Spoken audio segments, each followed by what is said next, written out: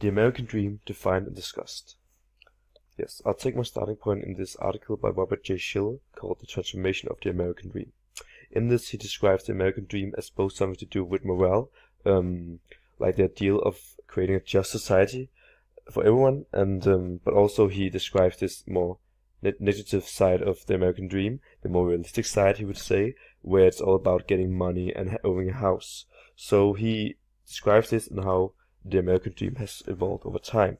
So to go back, we need to go as far back as we can. We need to go back to the beginning of America, where the first settlers looked at the American dream as a place where they could achieve fulfillment and happiness. They had the hope and faith of creating a happy life in the end. So this was described in the Declaration of Independence by the founding fathers, who were of course all men, white men, as you can see in this picture. So this describes how the American dream, you could say, wasn't really for everyone for a very long time. It wasn't until 1865. This Declaration of Independence was written in 1776, so it wasn't until almost 100 years before slavery was abolished and black people began to also be seen as humans and had the right to liberty. And of course, it wasn't until 1920 where women had the right to vote on national level in America.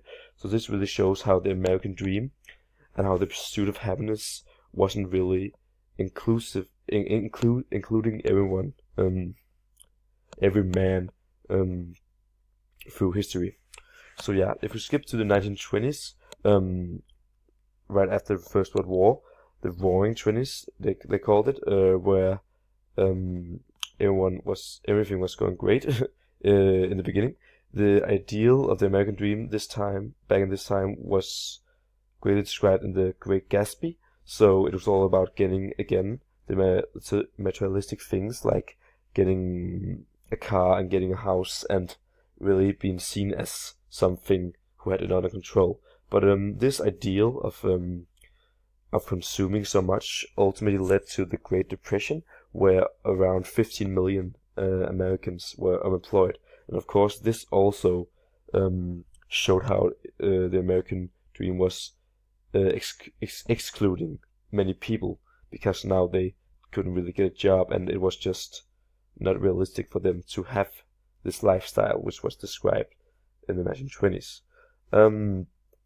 If you look at the American dream today, we can see this repeating in a way, because not under 10 years ago we had the Great Recession, which was created because people,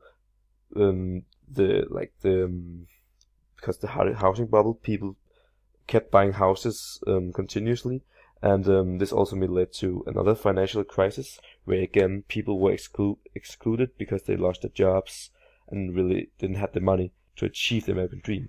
But if you ask people today, the funny thing is, what they see as the American dream, many don't see becoming wealthy as something very essential. They see the freedom of choice and having a good family life as being the most important things. So when you see the factor as the most important factor of the American dream is to give your children, your family, a better life than you had. But this is, of course, what people say. But if you ask the students as I've talked with the American students from DIS, they would say that it's still very much about money, because they can, of course, see it from their own point of view as students who has to go under this big pressure from the American educational system, where they have to get to the right college. And of course, everyone isn't born with the same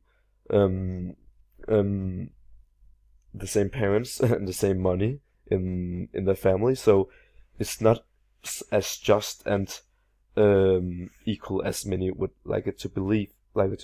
So the Americans also describe it as very much a dream, where you have to have an ideal, where you have to have respect from everyone, and you have to be above everyone else in a way.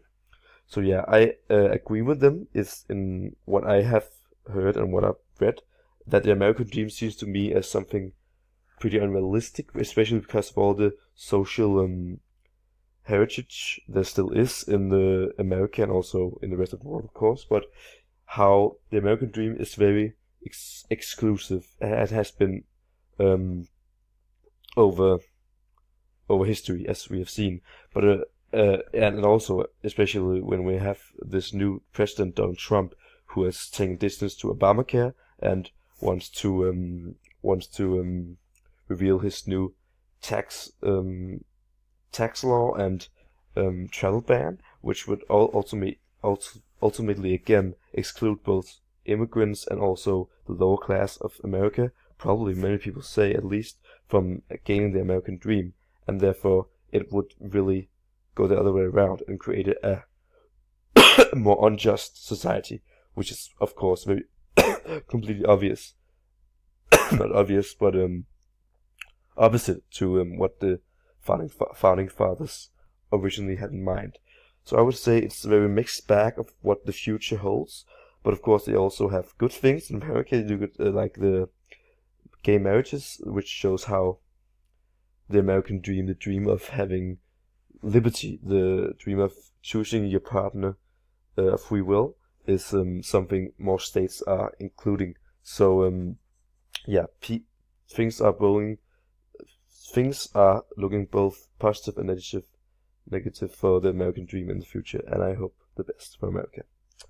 Peace.